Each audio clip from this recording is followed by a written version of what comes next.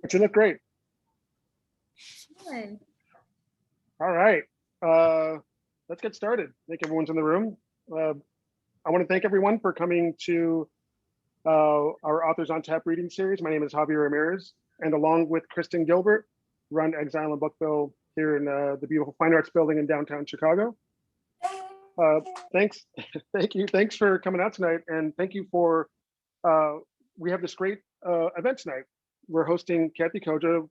We hosted her about 100 years ago, it seems like, in COVID years, which is probably a year and a half ago, for her wonderful reissue of Cypher, which I absolutely love. And it's just one of the most amazing reads and like immersive reads and terrifying reads I've ever had the pleasure of experiencing.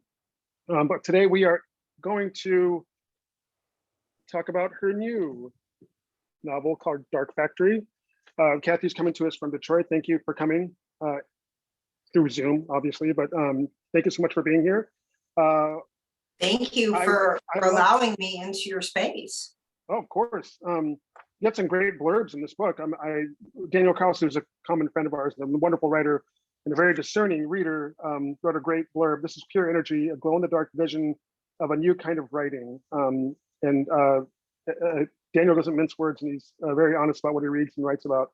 And I think that just sort of encapsulates it there. And we're so happy to hear the conversation between Kathe and Maryse Meijer, who is a big friend of ours and a wonderful writer and a great friend. She has written a couple of really great short story collections, and her latest novel is The Seventh Mansion from FSG. We have signed copies of both their books. Should you purchase books through our website, exileandbookville.com. There'll be a link in the chat. And speaking of chats, if you have any questions, please put them into the chat, and Maryse will be happy to ask them to Kathe at some point. Keep your cameras on. We'd like to see your faces, please, but mute yourselves or you will be muted. It's not pretty. I think we're just going to get started here. I'm going to let you take over because this is hearing these two talk is. I wish we could do it every year. We're trying to do it every year. We'll do it again next year at some point. It's so much fun. If you buy a book, you get this incredible swag package, which has a sticker, a temporary tattoo, and best of all, 3 condoms. So place your orders. It'll make a great gift sometime over the holidays, which are coming pretty soon. And enjoy the show, everyone. Thank you too for being here, and have a great time. Yay. Thank you. Thank you for the introduction. And the reason for the swag pack is these are all things that you might need at the club. You might wake up the morning after with a tattoo, but if this one's only temporary, you don't have to like freak out. It's like, okay, I made this decision, but I can still change it if I want to. And of course you need to have condoms so you can have fun in the club. And the sticker is just to randomly put on something that you feel should remind the world of Dark Factory. Use your stickers responsibly, though. Don't, put them over things that people don't want covered with something sticky. That's all I can say. I wish it came with an actual permanent tattoo. Just imagine that. It's like, this is the one, this is the design you have to get. Where now we're going to have a tram stamp. We can totally do that. We can do that. Actually, in one of the characters in the book, does have a little horned tattoo of the Minotaur right above his ass. So where else? I agree. I think that's something everybody should do. And if you do, take pictures of it so we can see, because we want to see. Well, one of the reasons that Maryse and I like to talk together is because we are both enormous fans of each other's work. And there is nobody who writes like Maryse. There is nobody who has the sensibility that she does. There just is no one like her. And this to me is a book that really is about as immersive an experience as fiction can give you. You will not be the same person when you finish this book as you were when you started. And I was fortunate enough to see it before it was published. And one of the things that was so exciting to me was the idea that the passion and the love expressed in this book Maryse, how would you talk about the corporeality of the lovers in this book? Why are we talking about my book? Because bones, we're getting to bones. Well, first I just have to thank Kathe. She's always so generous as a writer, both personally as a great friend, but also professionally. So supportive of other artists always. And you kind of sense that generosity in her work as well, and in the way that she builds worlds with such an eye towards creating a kind of community, not just within the text, but with the readers.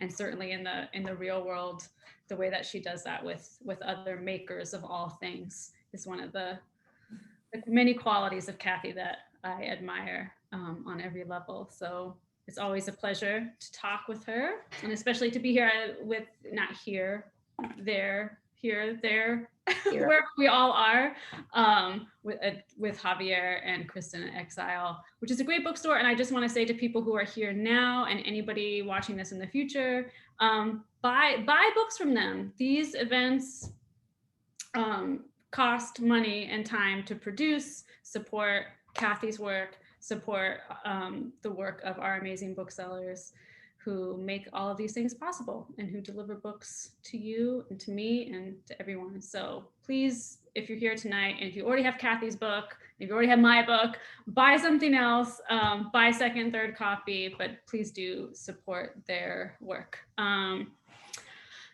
to your question, Kathe, which was about, what was it? The corporeality of the lovers in Seventh Mansion.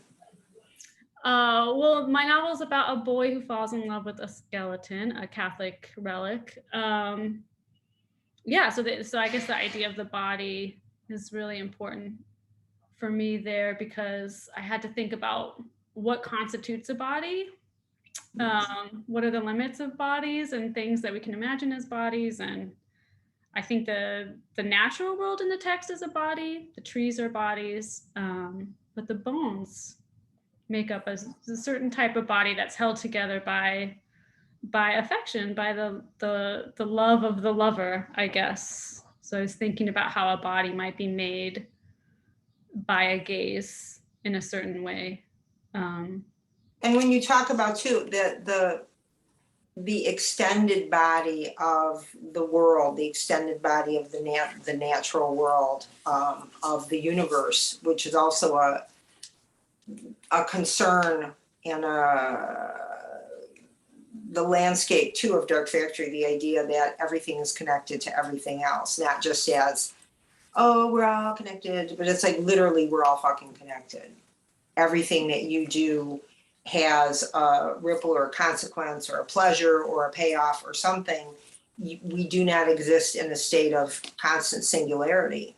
And even in, that's why I keep bringing up the bones of this book, the sexuality of the bones.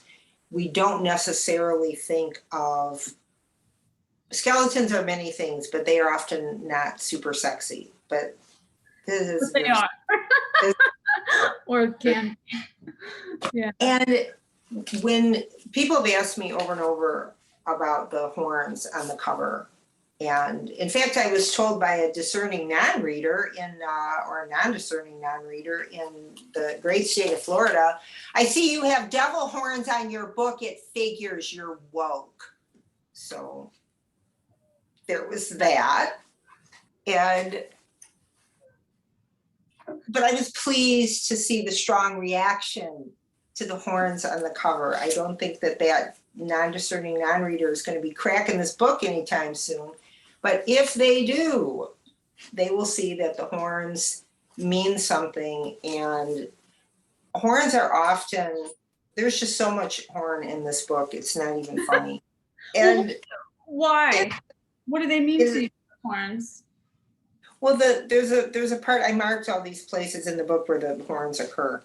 And at this moment in the story, Ari, our main character, is he's got this kind of odd gig at a little startup restaurant that kind of wants to have immersive events. And this is so far out of his catchment area. He feels like this is something I ought to be doing just because it's so not like anything else I've ever done. And so there's a little meeting in the employee back room, and they're talking about drinks they might serve at their cafe and things that they might do. And Peggy is the owner, and she says, Ari, what do you think? And have you thought any more about the soft open date? Is it too soon? Or Ari? Sorry, I was checking out that guy, pointing to the mask. Who's he supposed to be? Pan or Dionysus? The figure represents ecstasy, fertility, male potency, horny, floors, rolling eyes, figures. An artist friend made it for a decoration, but I didn't think it really suited the idea of our cafe. What does it say to you, Ari? But he does not answer. Memories spark of the false and gorgeous horned man. Love me tender, motherfucker. And then I'm going to smoke for a second, he says, feeling them all watching as he hops down from the boxes and pops open the delivery door.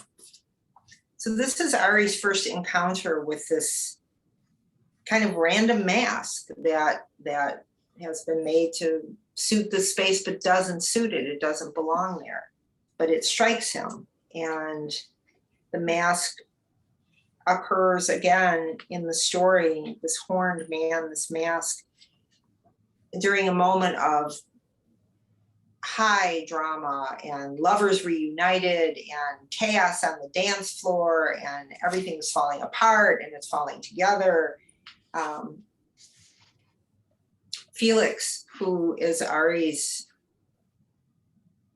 lover and partner and friend and artistic co-conspirator, Felix emerges from behind the mirrored door. Felix, masked now in silver, the horned man with Ari beside him dancing, sweat springing Felix, making him dance while that Pied Piper beat climbs and echoes through the building to gather other dancers until they finally reach the roof. The door wedged wide, and now everyone is dancing, standing still and dancing in the caterwaul and shout. Someone is singing.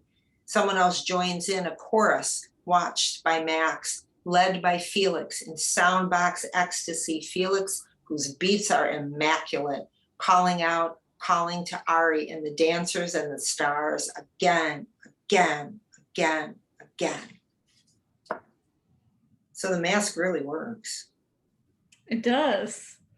And it takes you places. I remember when you kind of discovered this theme of the Minotaur during the process, and Kathe was like texting me excitedly about like stuff about, like the maze and like who is at the center of this web and this experience, and who's controlling it and who's sucked in by it. And it was really exciting to see that idea take shape in the subsequent drafts of the novel. So how did you come to this idea of this figure, this image that's jarring in a book?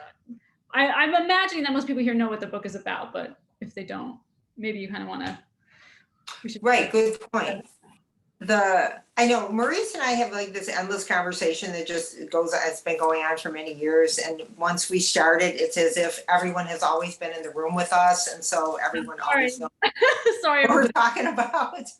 The Dark Factory itself as a concept,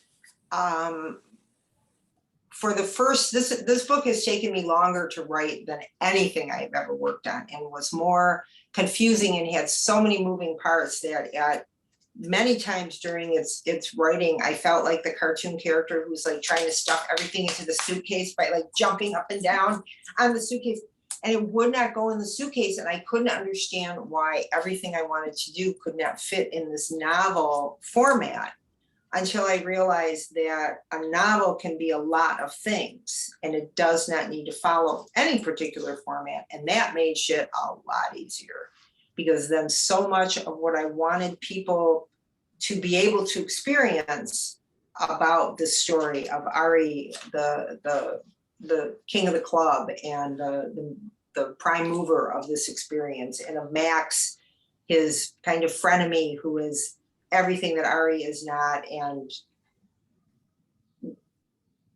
is very much a balance figure to him. Max is all philosophy. Max is not always sure he has a body at any given time.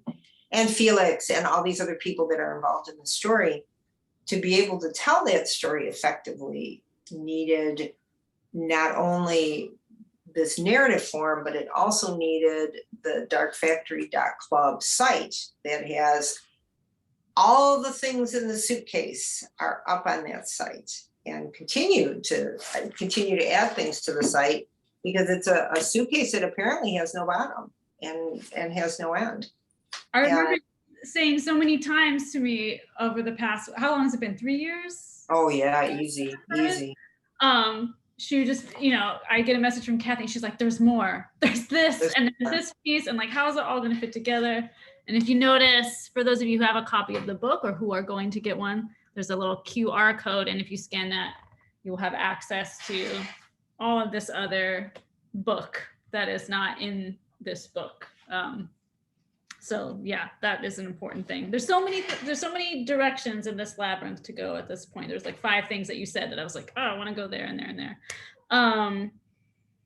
I guess the first is the shape. I guess we were talking about bodies, and let's talk about the body of this book. And as you mentioned, that there was all of these elements that you wanted to put into it that exceeded the form, I guess, of a traditional book, and how that relates to what the book is about, the themes of the book about reality and the different levels of experience and immersion, and your history with doing theater in person outside of books, physical books, but bringing stories to stages that include audiences in really interesting and unique ways.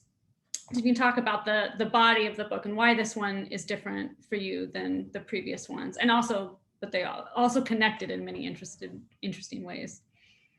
They are, and what was confounding at first, but then became really, really clear. And I remember so clearly, there's the disclaimer that opens the book says, please enter at your own risk. There are no refunds. Conditions may include low light, no light, strobe effects, Y reality, beats, alcohol, flowers, broken glass, broken bones, broken dreams, exhilaration, disorientation, ecstasy, self-knowledge, and death. Flash photography is permitted. Remember to be aware of your surroundings. Your surroundings are aware of you. Oh, right? So good. And that reminded me so much. I remember sending that to you, and you said, wow, that's really on the nose. And I said, I know, it really, does it even belong here? Does it belong at the beginning of this book? And it is analogous to when I have done immersive performances, and Maryse has been at many of them, you want to give the attending people, the patrons, you want to give them a certain parameter. And in any concert, in any show that we go to, there's always that moment of, I don't like saying liminal space, because everything is liminal space now. I literally saw a liminal mattress. I'm not even kidding. So it's really getting overdone, just like immersive, it's really getting overdone. But there's that moment between when you step in from the outer world, when you step into the club, especially the club, there's a glorious moment when you're outside and you can hear boom, boom, boom, boom, that muted sound, and you see people queued up and you're ready to go in there, and you're passing from one reality to another. And books do that over and over and over again. A really great book takes you into its reality to the point where you can become so jarred when you're reading it. If someone like opens the door or touches you, what? I mean, I'm doing this, I'm in this now. And I wanted, when I made those shows, these immersive adaptations of literature for did a book of my own, Under the Poppy. I did Dracula. I did Wuthering Heights, books that had meant something to me. And I wanted to give people that same experience that they would have at a live event. When they walk in, they pass through that liminal space, and now they're in this world, in this reality. And I kept trying to understand, right, what is the body? What is the corpus of this narrative? It has a body, it has a boundary, right? It isn't so diffuse that it doesn't exist, or that it exists in a state of a gas or something, right? I mean, it's a solid thing, it's an embodied thing. But remembering too that when people have come to events, everybody remakes the event, or everybody makes the event for themselves, the same way that every reader makes the book. Every book is going to be different because it's in conversation with that particular reader. And I have seen people at my shows have a wonderful time following different characters around. I've seen people at the shows have a wonderful time sitting in a corner watching, but watching with such intensity. So that was why I wanted so much for this story to be able to offer as much stimulation as you wanted to take in. You can go to the site, you can read everything on it, you can listen to the music, you can read the book, you can participate in the current fan art contest and make some beautiful shit. Or you can sit by yourself in a room and read this book and don't ever look at the site, and you will still have an involving experience. That body will still be alive to you, it will still be embodied to you. And so much of how we take in reality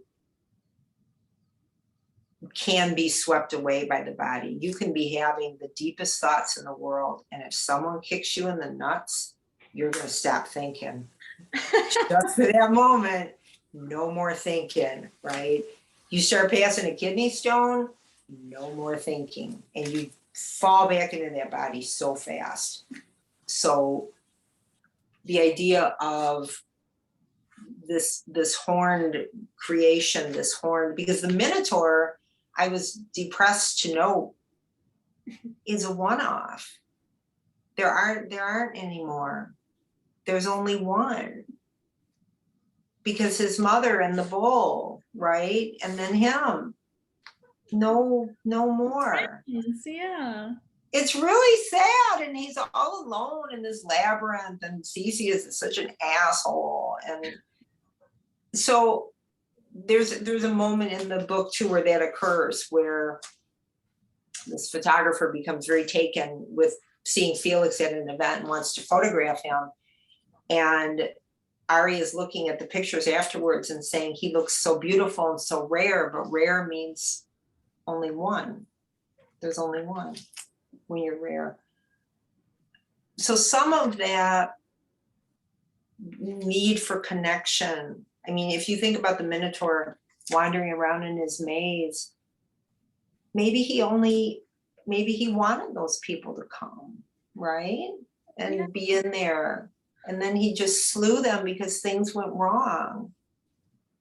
It's just so, it's not a good party subject, but it is just so sad of the Minotaur. So our horned man, my horned man, is very much outward facing and is about bringing this, and it's more than a feeling of we're having a party. It is this sort of inner, the basis of ecstasy, right? It's, you're out of yourself. You're literally in another state, and it's a good state. You're happy. It's intense pleasure, but you're being taken out of yourself. And if you are being taken out of yourself in the company of others, then it's a party. So thinking about the Minotaur being an only one, but in a theme in a book that's about connection and about how to have these experiences, these ecstatic experiences with others, or at least in the room with others, through an augmentation of reality or distortion of senses, or an extra reality experience. I was thinking about how, and I've mentioned this, we've talked about this before, but how your books are so often about obsession, singular people becoming so consumed by an idea or another person, or often about performance practices, whether it's making puppets and doing theater, or painting, or creating these crazy shows with like robots who hurt people. Skin, you guys, if you haven't read it, check it out. It's one of the best books about these kinds of performances I've ever read. It made me so excited when I read it. I don't know, gosh, 25 years ago. But this theme of performance and obsession, but then of somebody who feels kind of lonely or entrapped by their need to create something, or to create something using someone else, is a theme that's I think in all of your books, in my view. So what is the connection between that, this obsession, loneliness, but then this drive to make things and to connect with something, whether it's something inside the self, or a person, or an idea, or a feeling? Why do you think that is such a compelling idea for you, if it's in fact conscious? And I don't know how much is conscious and how much is not. I will say, I think Skin is an excellent companion in some ways to Dark Factory, because Skin, all the people in that book are involved in performance art, and a lot of it has to do with body scarification and body mods and hurting in some ways the self, or bloodletting, or whatever. In public, like in a public. In a very public setting. But yet, even though it's in a public setting, it seems to be so walled off. You can't imagine any of those spectators really running up on them and going, oh, I want, they're very sharply delineated who can participate in this. No one in there is going to like whip out a button hook. It's like only the people who are doing this can do it, and all the rest of you can only watch. You can't participate. And in that book, when that boundary is violated, it's violent, right? When the mechanical elements start meshing with the audience, then people get hurt. So people get hurt, people are running away, they're fleeing, it's not scary. In that sense, it's like the complete opposite of what happens here. This is all outward facing. This is meant to be, we are doing this together. We are all doing this together, and it won't work otherwise. It's the difference between seeing a performer who clearly doesn't want to engage with you. They're there for display purposes only, and that's the way they choose to present their art. Or the performer who wants you to be part of the show, who invites you and continues to invite you. And the difference between those two modes of expression, or modes of creation, maybe that's the arc that all these books have been following. Mm-hmm. How do you go from the same way that writing a script for a performance event is only the beginning, because you don't know what will happen until all the people who are making it are involved, but you still don't know what's going to happen at an immersive performance until you involve the patrons. And for every show that we ever did, we would do a beta night, and the beta night was for invited guests and random friends to be able to see this thing that we constructed. Does it even work? How do we know it works until the people get there?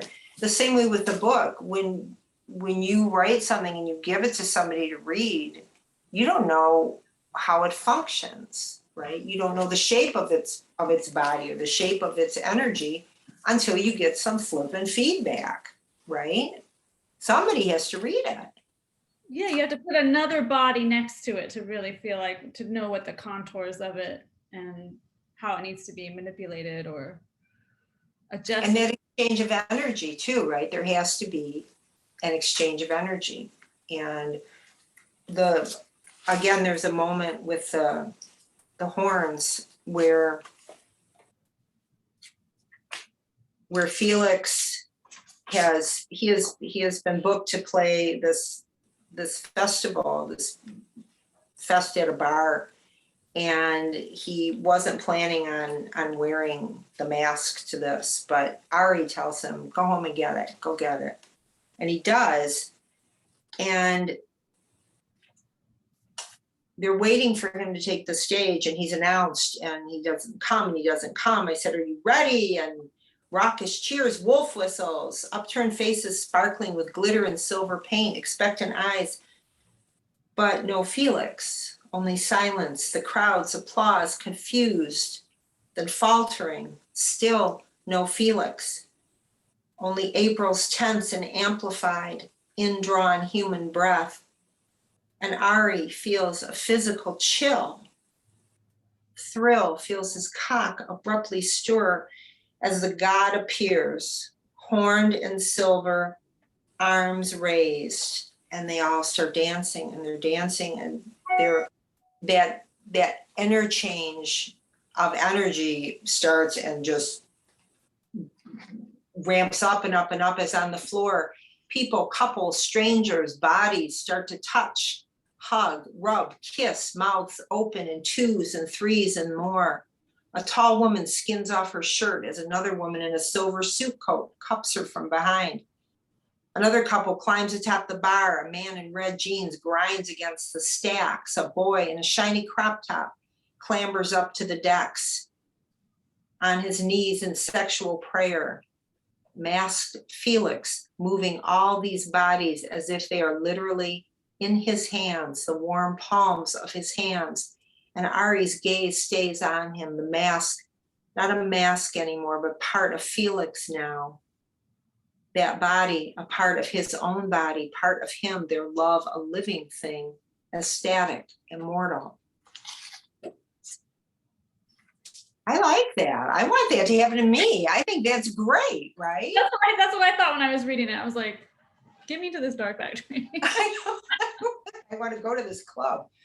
But that, even the embodied love, even feeling like who we are together and our love is, I mean, that's kind of the doctrine of the Trinity, right? It's like the love between the Father and the Son is so intense that it literally creates a third embodied person. That's intense, right? That's super intense. And it's all I can't imagine like this happening in Skin, right? Mm-hmm. This would never happen. This would never happen. The ecstasy there was very contained, self-contained, almost. Yeah. Like, no, this is mine. This is mine. You can watch, but that's all you can do. You know, you can't be part of it. You can only be a spectator. And I think that has to be the art of all these books, is finding the way to open it up, to open up the experience, to open up the energy between the reader and the writer. And that seems like what you've just been trying to do with your life in general, but with the like, do you feel, is it a frustration with the boundaries, with the limits of just, you know, we've talked a lot about books as objects and what is the meaning of the book as this thing rather than an idea or a story in space. And certainly this book, with its many other parts that are not inside this object, do you feel like this frustration or this interest, this curiosity about limits and transgression and all of these things we've talked about many times before, is that what pushes, is that what drives you to do the theater and to keep finding a new way to do what you do, which is to tell stories, but to bring people into them more and more, to keep pushing the boundary of you, the artist, you, the creator, and the audience, the spectator? Is it a frustrating? And because when you open things up, and I saw this over and over again in the shows, and any writer has had this happen to them, when someone will come up and say, oh, I read your book and I this is what I got out of it. And it may have literally nothing to do with what you thought of while you were working on it, but that doesn't matter. It's equally valid. It's just people sometimes are impatient when they say, well, what was this about or what? And if you answer and say, your interpretation is equally valid, it's like, oh, come on, the walrus is Paul. Come on, what is the answer? Come on, don't be a dick. But that interpretation is equally valid because that is where you met this narrative. That's where you met the text, and that's what you created with it. And to keep opening that experience up and inviting more and more people in, I've seen this happen at my shows over and over. People would do something like that. They would use a piece of the experience, or they would get something out of the experience that I or the cast never intended or expected. And it was always, I hate this word, but it was magical. It was magic in the old sense of saying, or alchemy then. If something had happened that, I remember at one of the first shows that I did, it was an adaptation of my Victorian puppet love novel, Under the Poppy. That's a good description, right? Close enough.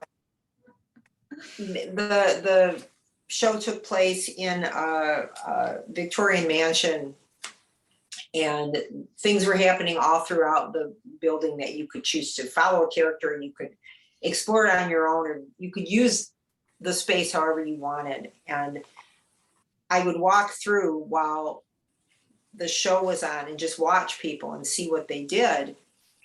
And there was one moment where a woman, the main characters had come down from the 3rd floor, and they were all going down the stairs to the 2nd floor and the main floor, and people were following them and listening to what they were saying and continuing with them. But there were still some people upstairs, some characters upstairs. And I watched this woman on the landing, and she looked at the people going by, and she looked up.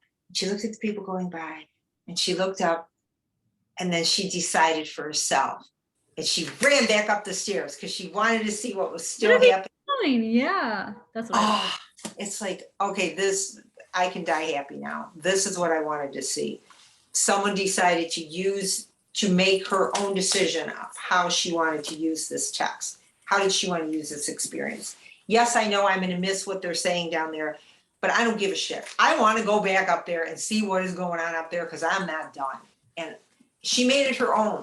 That was everything. That was everything. And that happened consistently throughout these. There would always be a time where that would happen and somebody would surprise me. And I've had that happen over and over, and I know you have too. People coming to you to talk about your work or ask questions or say, well, what about this? Or I saw this. They have made that connection. There's been that exchange of energy, and that's everything. That's as magical as Z and P, right? Finding this bond between the bone and the flesh, right? And becoming, in that sense, differently embodied, right? A new thing. Being present for that moment. You like seeing your audience see your work in real time. And that, I love that about you, and I love that about your work, and especially these performances, which I wish for the people who are here and watching who haven't had the pleasure of seeing one of them in Detroit. They're so fun, and they're like reading. And I loved what you said about the woman deciding that she wasn't done with the scene upstairs. And that's just like what you get to do with a book, right? You get to stop and you say, I'm not done with this. Like, it's juicy, it's sexy, I'm gonna stay, I'm gonna reread it, I'm gonna hang out. And you get to decide that. In most performances, you don't. And that's one of the, you're kind of bound by time and by perspective. But in your shows, you're not as much. I mean, there are still, the shows are an hour or whatever. And like you said, you can't go anywhere. It's maybe it's not just a solid, it's also a gas, but it's a contained narcotic gas. but you have a lot more, you have more options. And then that way it replicates one aspect of reading. that I think is what makes reading so pleasurable. But also I'm just mystified by your willingness to like be present there and watch people watch what you're making or what you've made as it's unfolding, and like your appetite for feedback, like during the writing process. You know, you'll just show the draft, whatever, you don't care. And I can't imagine being that. Like, I'm happy that other people have their experience of the books, and that, I mean, that's obviously the point of publishing and everything, is to give your fantasy to other people to make their own fantasies out of. But I'm not sure I want to watch them do it or watch them engage with the work. So I'm curious about that and how that relates also to the sense of generosity in the text and in the story itself about what these people are trying to create, which is a kind of community. It's a community, and it's also a way of experiencing reality. It's a way of, because the non-embodied character in this book is Max, and Max lives so deeply in his mind that it's difficult literally for him to sometimes see anyone else's perspective or even understand that the world. Max also begins the book creating these immersive experiences that go very poorly, because in some ways he has not made that jump yet, right? He has not found the arena for him. Later in the book, Max becomes involved in creating, they're called Y games, these immersive augmented reality games. And reading, just as a sidebar, reading and learning more and more about how VR is used, how AR is used now, is so mind-blowing that it's a step beyond. I shouldn't say beyond, it's another facet of immersion in a narrative. And it could be as simple as playing a game, or as complex as becoming a character, right? And now I am this character, and now I'm feeling everything that the character feels. But Max has to make that journey kind of from the idea of, I'm making this, but you have to do it the way I want you to do it. You have to come to my performances, but you know, although he says, I don't tell anyone how to experience this, but that's a lie, he does. So he and Ari are very, very skeptical of each other's methods, and have a lot of energy. And that was one of my favorite parts of writing this book, was the energy between Max and Ari, because they are so different. No, they should have made out at some point and really said I know, you always said that. It's just like, tick-tock, okay? Why are you withholding from me what I want? But thwarting pleasure is sometimes necessary, I guess. They do have very much, they're so symbiotic in a way. They each kind of embody what the other, does not, or creates in ways that the other does not. And there's a moment after this ecstatic rave on the roof where their lives are changed and strange things start happening to people. And Felix asks Ari, babe, what were your intentions? What were you thinking? And Ari said, I don't think that way. He said, but you asked me to come and play. You came and got me so I could come and play at this. And Ari says, I wanted to dance. He literally does not think or process that way, which, if there was any challenge in the book, that was one of them, because he is so not, and I don't mean non-reflective in that he doesn't think, but he literally doesn't think that way. And it was a challenge to depict those kinds of thought processes that are pure instinct, that operate on instinct. You can't explain them, you just know they're right. There was a moment at one of our shows for Glitter King at one of the rehearsals. This was a restaging of Christopher Marlowe's Edward II that was in like a kind of a weird club in sort of Berlin, and people had to come to the club and shit started popping. But there was a moment during rehearsals where the character playing Gaveston and the character playing Edward, who are lovers, were doing this kind of ecstatic dance. They had been reunited, and one actor was kind of whirling the other one around, and the actor being held up and supported reached and pulled down playfully the hat that the other one was wearing. And we all screamed, yes, because it was perfect. It was the perfect gesture that would happen. But you couldn't know that until that energy had been created. You couldn't, there was no other way to get to that place without that kind of communal sharing. I couldn't have said as a director, okay, now Miriam, pull down his hat over his eyes. That would not have worked. It had to come out organically. And that is my great hope for this book, is that people will go into this narrative at whatever level they want, but that they will find ways that it speaks to them and encourages them to be part of it in some way, that it will engender something in their experience.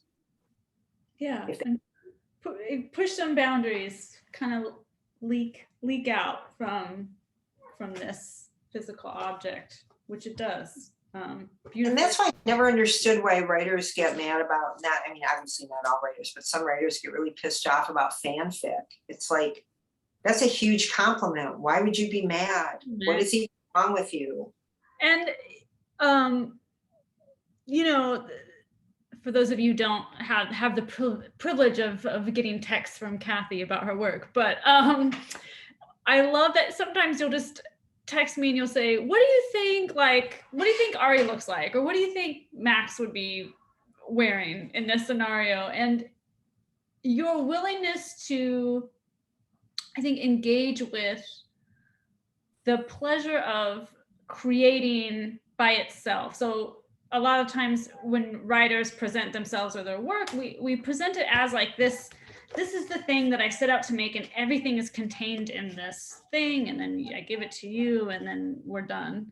When really what the experience of writing is like being in one of these rooms in the dark factory. It's like there's all these things going on, and you as the writer have the incredible pleasure and privilege of getting to watch these things unfold and maybe manipulate some of it, but a lot of it, I don't know, for me, maybe for you too, just happens, and you get to pull on different threads and, you know, put the spotlight here and there. But right, and kind of shape it, but not make it. The performance is happening, and the performers are doing their thing, and it's, you know, it's not like being a director.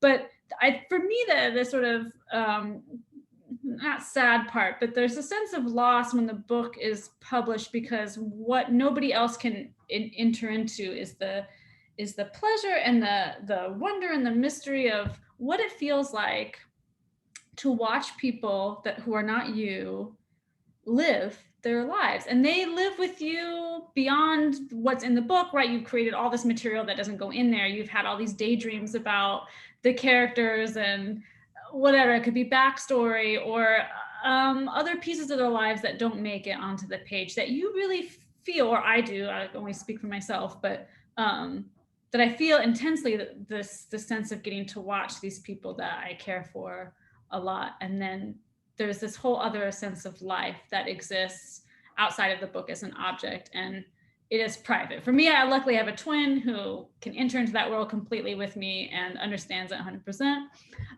But obviously I don't have that with anybody else. And I feel like when I was watching you go through this process of writing the book, it was like you were creating these other ways to access that world that you have created and that has existed, that you kind of happened upon. Mm-hmm. You're giving people, it's like a way of thinking, like, look inside my mind, like where the stage is and these actors are performing, but they're not actors, they're real people. Right. There's all these different ways to look at them that are beyond the boundaries of the book that we don't really get to see. And that's what makes the whole Dark Factory project, beyond just the book and its multiple textural realities, so original and unique and satisfying, is that to me, it actually recreates the experience, part of the experience of being a writer, if that makes sense. And you of creating, of deciding, like the woman on the stairs, what part of this do I want? Do I want to like read every interview that Marfa Carpenter has on this site? Because I'm really into Marfa and I really want to read all her interviews. And some of them, in fact, are with actual live people, who one of them is your own actual twin. Who thought that Marfa was a real person when Marfa emailed her? And she was like, who is this crazy chick who's like writing me this random shit? Like, I don't know her. And I was like, it's Kathe. It's also like a real person named Marfa, who is an intense lady. And that there is that feeling of, you are not, I've had people ask me when they have read some of the interviews, they want me to like go through and go, who is real and who is not? Who is real and who is not? I'm like, well, Google can teach you. I mean, if you really want to know, you can Google the names of people and see who comes up and see who's real and who's not. But yes, Danielle Meijer is a real person, and you can literally go look at her. I mean, not at her, but you can like look at her online and see that it exists. But that was really important to me to continue to, I don't like to say to blur the lines, but to show that the lines are blurred between what the way we take in art and the way we extend ourselves into art. Anybody who has ever fallen in love with a book, people in those books are realer than most of the people you know, right? You're like, I totally know what that person would be like. I totally know what that character would be like. Even though they're not real, they're real to me, right? They're super real. Really like emotionally real, which reminds me of this great book that I'm reading, Checkout 19 by, see anything. I took the cover off. Checkout 19 by Louise Bennett, who also wrote a great book called Pong. This is a book that's kind of about reading. It's about her life as a reader with all of these other stories woven in. But there's this whole section where she talks about reading Ian Forster's Room with a View. And she remembers this scene for years as like Lucy, I can't remember the name of the character, Lucy maybe, who's like standing at a bridge in Italy and she's throwing postcards into the river. And then she rereads the book and realizes it's the male character who's doing that. And she's like so freaked out that she remembered it as the woman, because that scene was important to her because it was a woman making this gesture that she thought was like inherently female in some way. But the way she talks about reading this book and how it lives inside her, and that her memory of it is a text in itself, and it almost doesn't matter, she realizes, what really happens in the book, because right, it supersedes. It doesn't matter, because why it's a great book is that Ian Forster wrote something that's so alive that it like took on a life of its own inside of her, and of course everybody who reads it. Which is so true. If anybody has seen me talk about Kathe's book before or picked up the cipher and read what I wrote about it, your work is like that for me and has a life inside me that is precious to me and really important to me as a individual person, human being in the world, but also as a writer. And I just encourage everybody. I remember you telling me, I think it was Strange Angels, you said you were so disappointed to find out that some of the things in there, like things that were referenced, were not real. Like, yeah. But I thought they were real, and they're not. And that kind of bums me out. Yeah, because that emotional investment is what creates the reality. The same way, in any performance, but especially in an immersive performance where you are surrounded by everything, the world seems seamless. That Ari and Max have that talk in here too, and say, Ari's saying, show me the seams. Like, how can we make this so inclusive that it supersedes the real world in that sense? And then Max has a surprising answer, and Ari's like, mind blown. But I love that phrase about the seams. Yeah. No, and it that idea of wanting to get so deeply into something. I remember being a kid reader and just reading the same book over and over and over because I didn't want to leave. Yes, I know. I didn't want to go. I remember reading White Fang and just being so bummed out that someday I would not be reading it. It's like, what is this shit? Why? Why can't I just live in this book with this dog, which is all I really want to do with my life? But it's that emotional investment that makes it real, right? Did you feel that way finishing this book? Like, oh, I don't want to leave. But you've made so many ways for it to still be. And I'm not done. There's more. There's still more. There's more. What more can we look forward to? There's an adjacent project called Dark Park. Yes. And Dark Park is a lot of things right now, but part of it will be it's an outgrowth of Dark Factory, because at the very end of the Dark Factory narrative, there's a whole nother level of, spoiler alert, there's more ecstasy. It continues, and it continues into the wider world, and the ripples continue to go out and out and out. And there was just more, so I'm clearly not fighting this project anymore. It's like, if you want to continue, I'm going to facilitate that. You want to be Dark Park, you're going to be Dark Park. So that is the next thing that will happen. And I would be completely remiss if I did not give a huge shout out to Trisha Reeks and Meerkat Press, who have been a collaborative partner from the jump on this. And Trisha never questioned either the validity of creating a novel this way, or worried overmuch over how we were going to do it. She just kept coming up with these genius solutions of ways to present this content. And a lot of that is me being like Ari and going, I don't think that way. I don't know how to do that. But she did. And I can't imagine, this is where I love the independent press so much. I cannot imagine a large house, sorry, large houses, but it's true, being as nimble or as brave in taking on something like this and saying, we're just going to make this, let's make it happen. And so Trisha, you have raised the bar past where I can see it. It making this book, and I think every writer, maybe not every writer, but lots of writers can say that sometimes the publishing process is not the most fun. It really should be, but a lot of times it's ass. Zero ass in the making of this book. No ass. So that in itself. In the book. Plenty of ass in the book, but no, like ass one. Good ass, not bad. I have just looked at my phone and I've realized it is like 9 o'clock for me. No. Should we have questions? Should we do questions if there are questions? Yes, there is a question from Make some questions. You guys have to. I haven't ever met you, but you say such great things about Kathe's work and other people's work, and so a very generous reader and maker of things yourself. It's nice that you're here. Thank you for being here.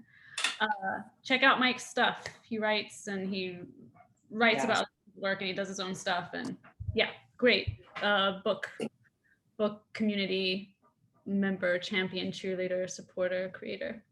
Mike says, hi, Kathe Maryse. I absolutely love both Dark Factory and The Seventh Mansion. I feel like both of these books are explicitly forward-thinking in their focuses, with Mansion grappling with ego anxiety and Factory's technological ideas, both in terms of content and form. How important is it for you as writers to be situated in the now? It's a great question.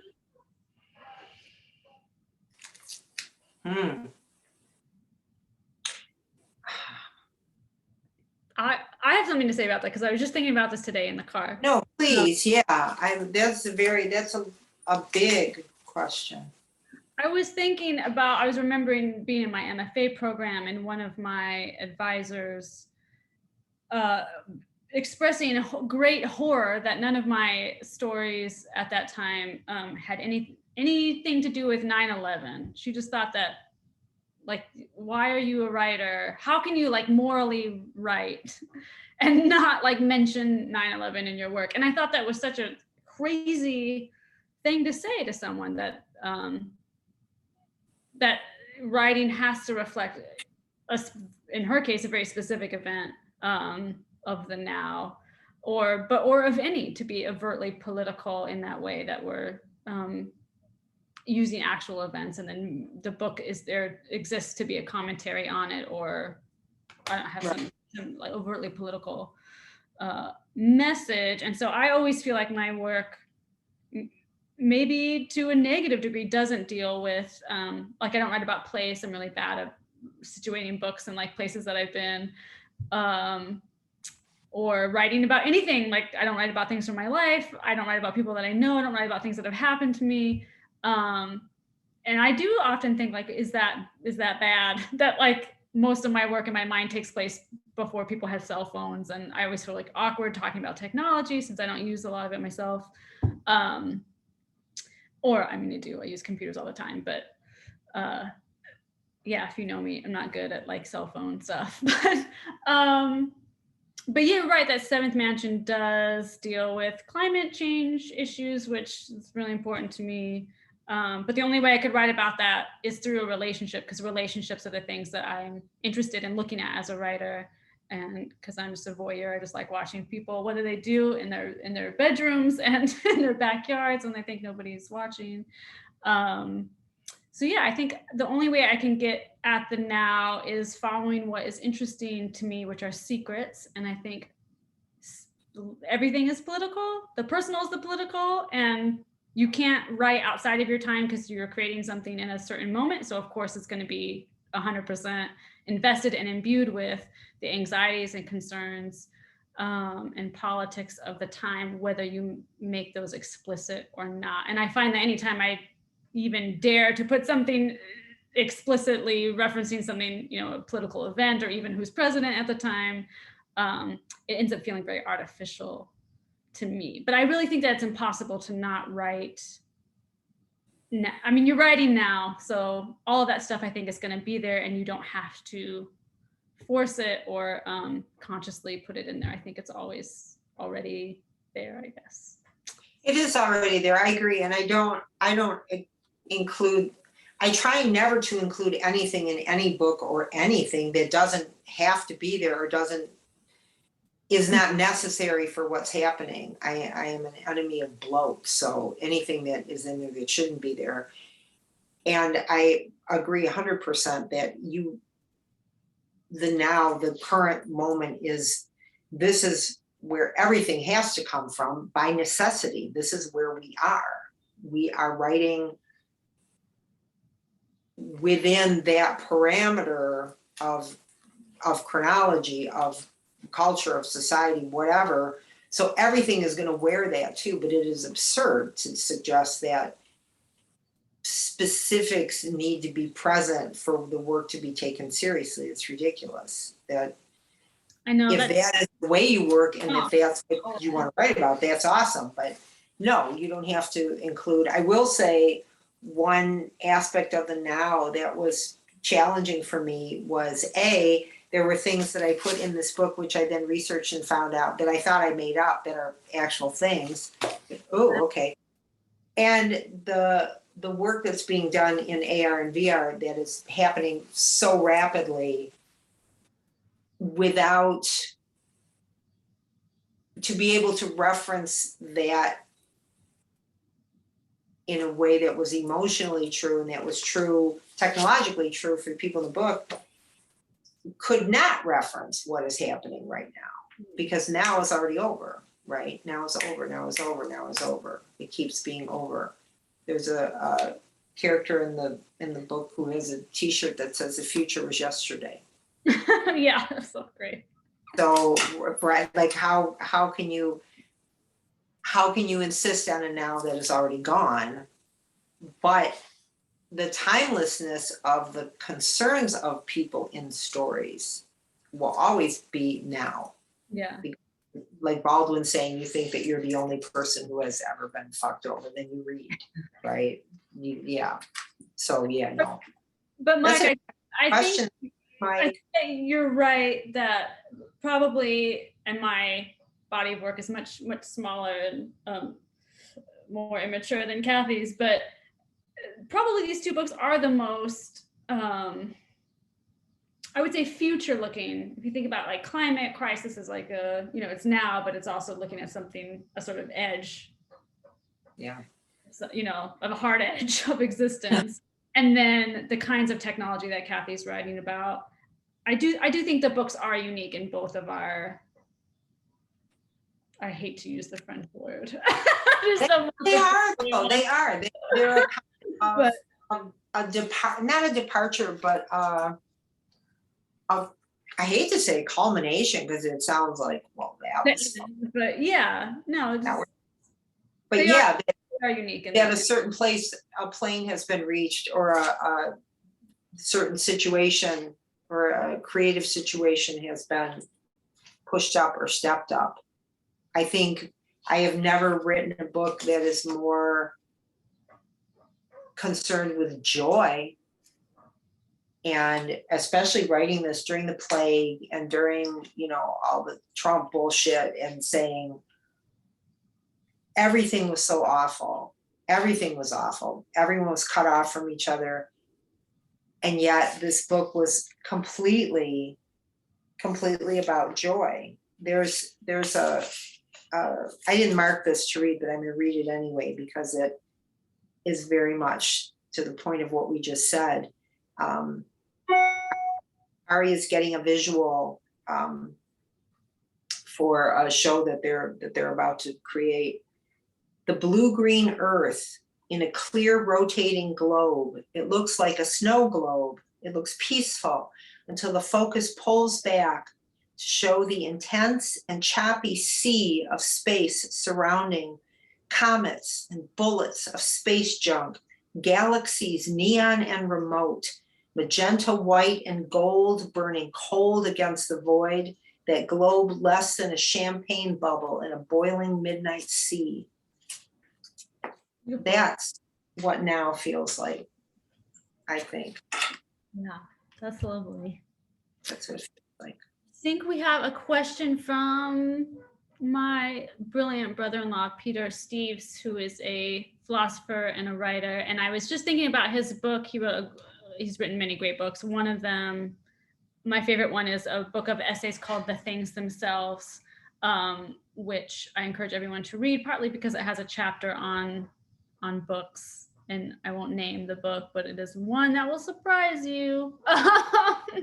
A great children's book. It features some famous characters. Anyway, Peter's work is great, and he always asks the best questions, and we're going to have one right now. As you probably already know, the death of the Minotaur is tied to the moment in Western philosophy when the soul is elevated over the body. Socrates is waiting to be put to death after he's found guilty in his trial. He's waiting because Athens has a rule that no one can be put to death during a holiday. And at the end of Socrates' trial, the Minotaur festival is going on, in which the Athenians send a ship full of young people to party and thieves to celebrate the fact that they no longer have to send young people there to die in the labyrinth. So Socrates is waiting for that ship to come back. This is like the Spring Breakers. He's waiting for the ship to come back, and he has time to talk to all of his students while in jail, waiting to be put to death.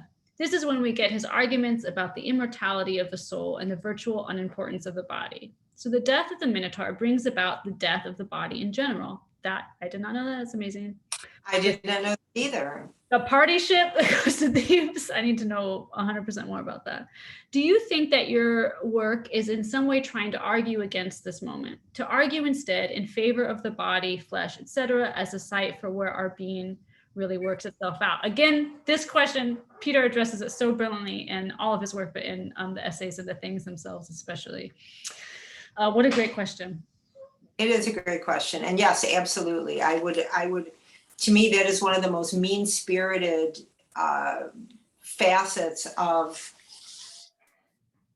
spiritual belief too, that this hatred of the body, this negation of the body, that to be, you know, truly spiritual and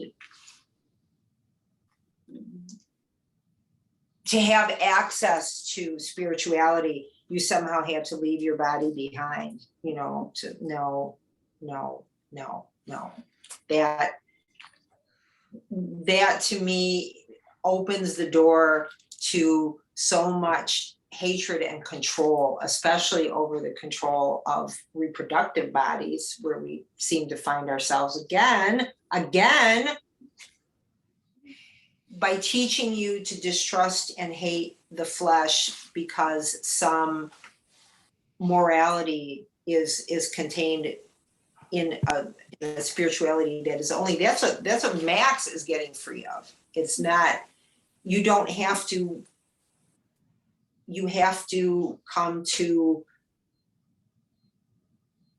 an embodiment, which takes us back to where we came in. You have to reach an embodiment of your own between the flesh and the spirit, of which you are both.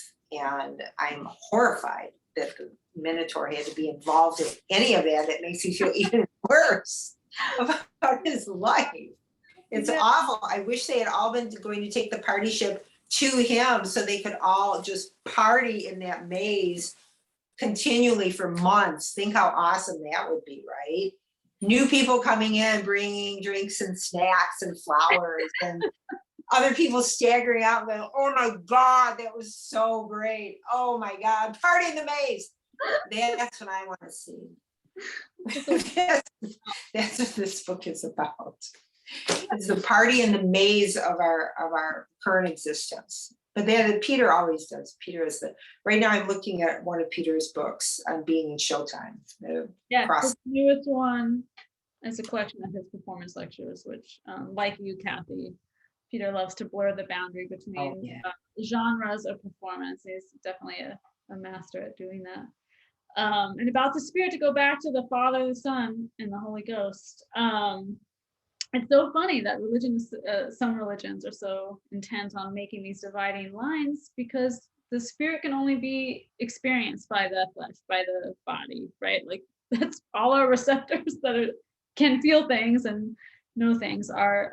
Not even only, you know, human body, the body can be, when I read about how mushrooms talk and how trees have crown shyness and sometimes their crowns won't touch because they're shy.